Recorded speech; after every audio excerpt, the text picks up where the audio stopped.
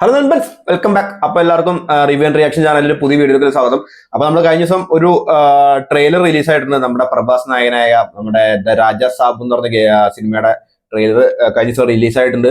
അപ്പോ നമ്മളിന്നത് കാണാണ്, റിയാക്ട് ചെയ്യാണ്. അപ്പോ ലാസ്റ്റ് ഏതാ പുള്ളിനെ കണ്ടത്, കൽക്കിയാന്ന് ലാസ്റ്റ് കണ്ടത്. അപ്പോ ഇനിയിപ്പോ കൽക്കിയുടെ രണ്ടാം പാർട്ട് ഇനി 2027 കുറെ പേര് പറയുന്നുണ്ട്. അതിനിടയ്ക്ക് സലാർ 2 അടക്കുന്നുണ്ട്. അപ്പോ ഞാൻ നല്ലൊരു പ്രഭാസ് ഫാനാണ്. കാരണം പ്രഭാസിന്റെ ചക്രവർത്തി എന്ന് പറഞ്ഞ സിനിമ ഒക്കെ ഭയങ്കരമായിട്ട് ഇഷ്ടപ്പെട്ട ഒരു സിനിമയൊക്കെയാണ്. അപ്പൊ അത് പിന്നെ പ്രഭാസിന് പിന്നെ ബാഹുബലി ഒക്കെ കണ്ട പിന്നെയാണ് നല്ലൊരു ഫാനാണ്. അപ്പൊ ഈ ട്രെയിലർ ഉണ്ടാവും നമുക്ക് അറിയില്ല. നമുക്ക് എന്തായാലും ചെക്കൗട്ട് ചെയ്യാം. ഓക്കെ.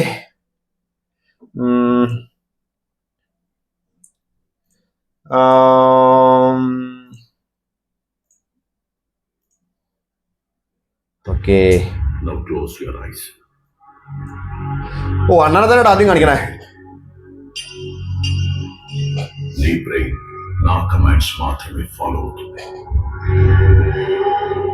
നമ്മൾ തെലുങ്ക കാണുന്നു, തെലുങ്കല്ല കന്നഡ കാണുന്നു. ഓ ഓ ഞാൻ എന്റെ കണ്ണിന്റെ കുഴപ്പമായിരിക്കുന്നു. VFX okay. മറ്റേ ഇവളാണല്ലോ. ഓ, ദ ബിഗസ്റ്റ് ഹൊറർ ബേസ് പടാണോ?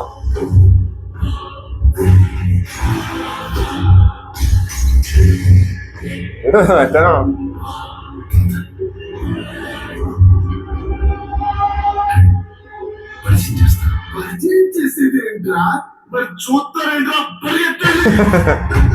ഓ, തമിഴ്. അയ്യോ,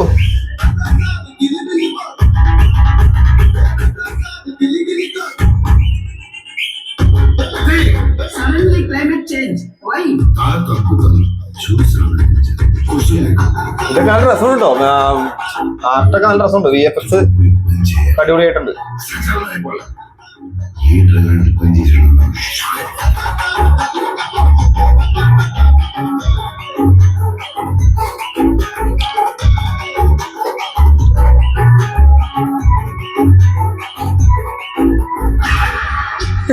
ജാമേ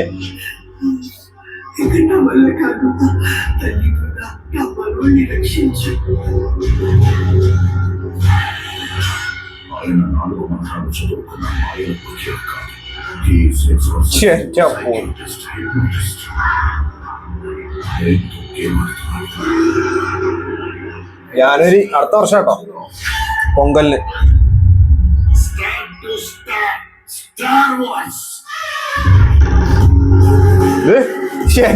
പൊന്ന്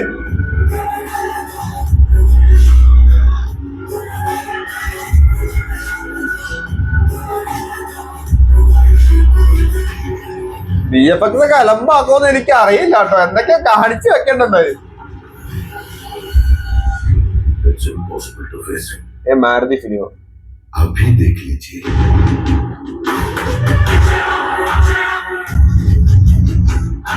ആരത്? പ്രഭാസാണ് തോന്നുന്നു.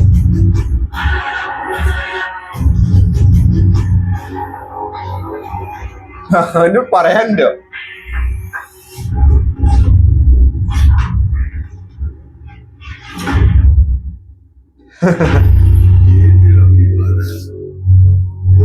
చేయబడితే కొట్టడానికి నేను జీవన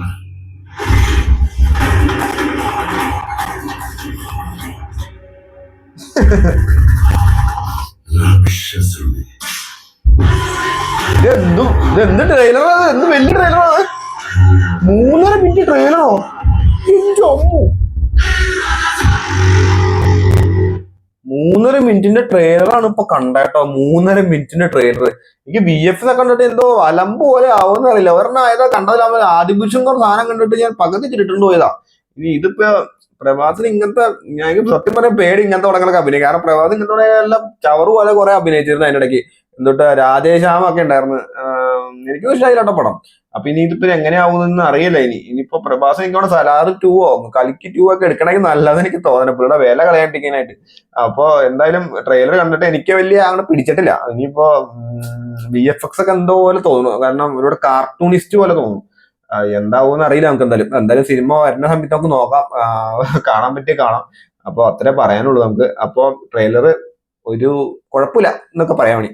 അപ്പൊ നമുക്ക് എന്തായാലും അടുത്ത വീഡിയോയിൽ കാണാം. അപ്പൊ എല്ലാവർക്കും നമ്മുടെ ചാനലൊക്കെ ആരെങ്കിലും ആദ്യമായിട്ട് കാണുന്നവരൊക്കെ ഉണ്ടെങ്കിൽ സബ് ചെയ്യാൻ സപ്പോർട്ട് ചെയ്യാം. അപ്പൊ നമുക്ക് അടുത്ത വീഡിയോ കാണാം. ബൈ.